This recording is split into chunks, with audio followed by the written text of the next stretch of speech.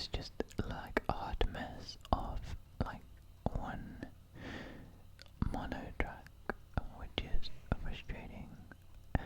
Anyways, yes. Okay, so let's see. Let's see. I have found this interesting thing with headphones. I don't know if anyone here cares about like audio quality or how things sound. But anyways, I was wondering why, well, I kind of knew about basic sound stuff, like you get the, oh gosh, 1 second, my refrigerator is still on. I think I should turn that off quickly. Okay, so as I was saying, you get like the bass. Very basically, you get the bass, then you get highs. Sorry, you get mids and highs. And in a very basic sense, headphones can be tuned, can be made to have any more of any one of those different frequency ranges, I guess. And a lot of headphones have like a U-shape. Like a very, sometimes it's a milder U-shape, but it's a U-shape. You have high bass, high treble, and the flat, like the mids kind of dipped out. And then supposedly what you get is headphones that are made to, they're called like audiophile headphones or like studio headphones or headphones for monitoring or whatever. Those headphones are supposed to have a flatter frequency response, or at least that is what I thought. It turns out, however, that in fact, it turns out that every single like headphone that you get has like, you can graph out the response for each of the different frequencies and the overall response for like the shape of the headphones. And it turns out that no headphone is entirely flat, even the ones that claim to be more flat than others will have areas where it kind of, your listening experience is shaped in virtue of the kind of headphones that you're listening with. And it's quite interesting, like depending on which frequencies are more present, different parts of the music will be more present and will be more like pushed to the fore when you're listening. That's commonly why headphones on a U-shape, or that was my impression, is because like people like, or I think it's believed that people like to have like a lot of bass when like headphones that are a lot of like very bassy, that like where the bass is really booming and you can like feel it in your ear holes. But yeah, anyways, and then the more like the higher frequencies are for like vocals and like electronic things. I think I'm like talking nonsense now, but anyways, and then the mids are like, I guess, the more instrumental things and like the in between details.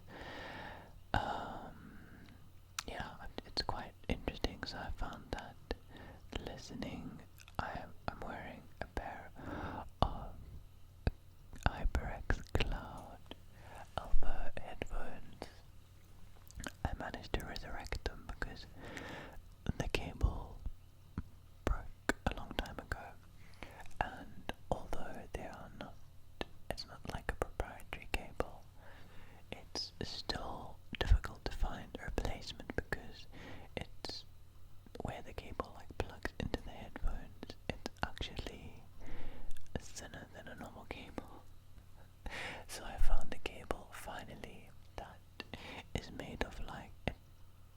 doesn't have like a metal lip that gets in the way. And I can unplug and show you. I actually, like, if my camera will focus. Oh, there we go. I like shaved it down. So normally the problem is that this metal ring over here, like, it's like too thick, so it doesn't fit in. So hopefully I can plug this back in. There we go. Let's see. Can I hear this side? Yes. Can I hear this side? Wonderful. Okay. Yeah. So then I was using these headphones. I really like because they really give presence to, like, it seems like it's very easy to pick out each individual, like, instrument that's playing. Like, if you're listening to a band, for example, you can pick out the different drums, you can pick out the bass, the snare, the hi-hat, the different, like, each individual symbol, you can hear that, and hear them as, like, separate sounds, I guess, and you can separate out the guitar, and maybe if there's another guitar, you can hear that guitar at the same time what it's playing, and any kind of effects that have been laid, any sounds that have been laid in when the track has been mixed. And then obviously you can, another thing it does really nicely is give presence to the vocals and kind of floats them on top of the track in a way that you can really, like, appreciate the way that the singer uses, like, enunciates and pronounces the words that they're singing, but also the way that they use their voice. Like, some singers might use a lot of vibrato or they might have, like, a really just like the unique quality of their voice. They can have, like, a very clean sounding voice it doesn't have a lot of those kind of vocal effects on, but you can kind of hear that very well. I'm not describing it the greatest, especially if it's like someone that's very good, has a very good voice, and like they sing in tune, and they don't use like if they have very good breath control and like good like pitch, you can hear it when they speak. The way they speak, they can control their breath very, very well, and they can add expression to their speaking because they're very good at singing. Anyways, you can like pick up those types of things with these headphones, or at least I can. And then the headphones that I was using, when the cable of these stopped working, I was using, actually I bought a pair of Audio Technica, I think that's how you pronounce it, Audio Technica, anyways, something like that. I bought a pair of M40X's, I think, X, I'm not sure, M40s, Audio Technica. Those are fantastic in that they're, they sound a little bit sterile. I'd guess that's the one downside of them. They're lacking, it feels like, a little bit of like, I don't know if warmth is the right word, it's like the natural quality that is there, it seems like is like missing. But what's great about them is they very, very clearly reproduce the sound that you're listening to. You can hear every single detail, but no detail is really preferenced or pushed to the front too much. They do scoop out a little bit,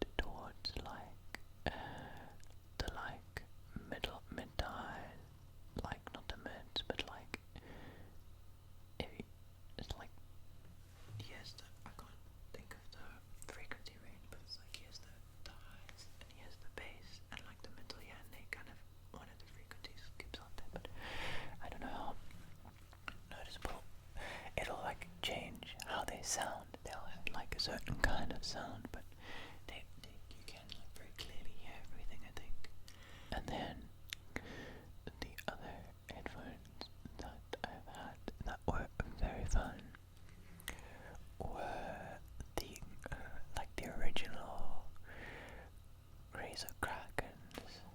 Those are like very bass heavy and boomy, but very fun to listen to music on. And then I think the Kraken Pros as well.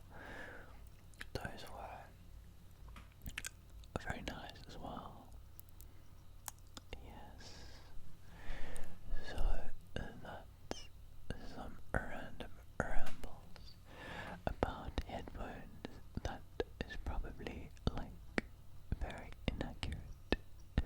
It's kind of funny because when you like don't know anything about headphones and you're trying to figure out which headphones to buy, they kind of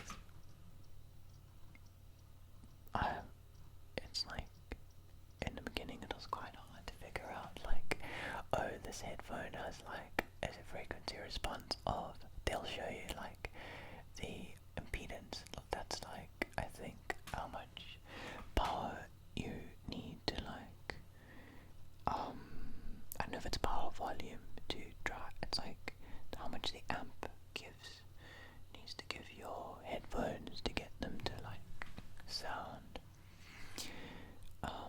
to drive the coils inside them properly. So yeah, and then they give you like the frequency range. But what I only figured out like towards like a while of owning headphones is that the interesting thing to see is like a graph of the frequency response, and then like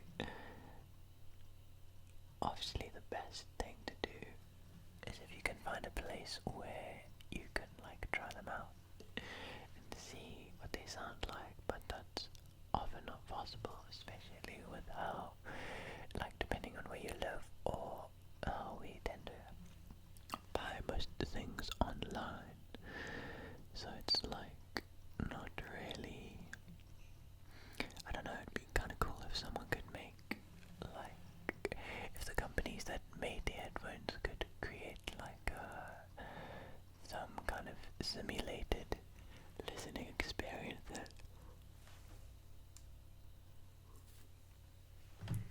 that accurately depicts what it's like to listen on those headphones. But then I guess the problem there is that whatever headphones you're using,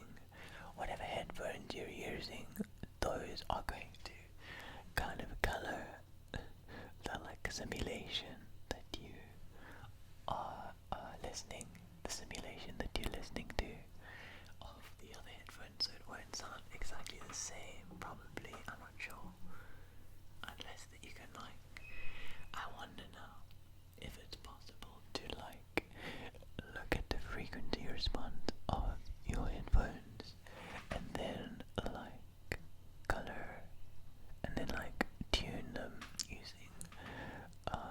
software so that they have like software to tune your headphones so that they have a more audialistic package.